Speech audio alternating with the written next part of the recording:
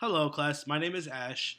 I did my TED speech on Martin Villanueva. He is a Canadian filmmaker who produced a sci-fi movie called Mars at the. I don't know. I don't know if I said that right, but basically the thesis of his whole movie was his. I'm sorry. His whole speech was that he had to overcome a lot of like financial and logistical constraints in order to actually produce the movie, and he kind of went over how he made this impossible movie actual able to do it. So I thought it was a really good speech. I mean, from the beginning you could kind of tell he was capturing the audience's attention by like his storytelling. I mean, I was kind of engaged as soon as I started listening to him a little bit more.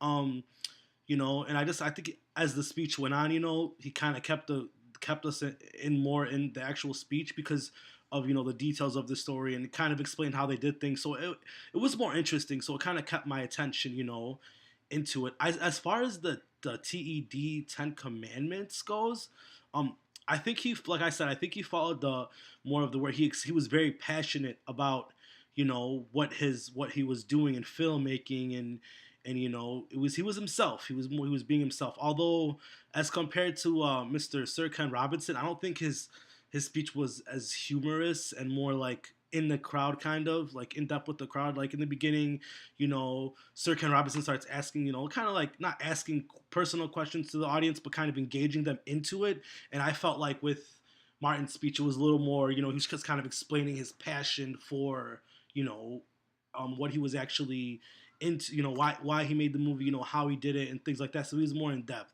As far as like the dynamism goes, I really don't think he was like super dynamic. Like he didn't, catch me like, ooh, I wasn't in awe.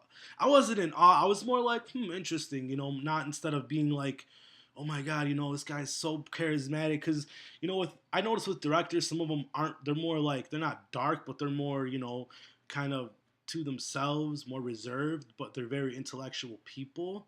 So I think that's why his dynamics wasn't. I'm gonna give him a 3 because he had some some dry humor in there, which I thought wasn't really that funny, but um, I think to increase his dynamic, he could have been more, more kind of like not so, kind of. He was like, more like, come on, you're giving a speech, you're motivating people, you're telling people how things that aren't impossible could be possible. So be more energetic, kind of like how I am right now. I mean, put me in the spotlight. I love it. Just kidding, but um, I guess what I learned about delivery is that when I give a speech, I kind of want to not include the audience, but kind of just I want the audience to feel like I'm talking to them. So when I do my delivery, I'm gonna be kind of more stern, but kind of loose, more like not crowd engaging, but I want the crowd to feel how I feel.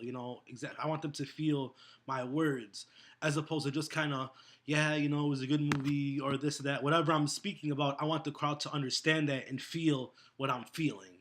So, as far as tips to my classmates, I'm sure everybody's gonna write awesome or do awesome jobs on their speeches. I just think that as far as like us delivering speeches and being good speakers and whatever we're gonna do, we need to get the crowd or get the people we're speaking to, we need them to feel us as opposed to just kind of explaining something to them. I'm not saying to motivate them, but just make them feel like, hey, this guy knows exactly, he gets it. That's what I think. So I really enjoyed this project, and I hope everyone enjoyed it, enjoyed doing it as well. And I hope you guys don't critique me too bad. This is my first time giving a speech on anything like this, but I think I did a very good job. So thank you, everybody, and have a great day. Peace.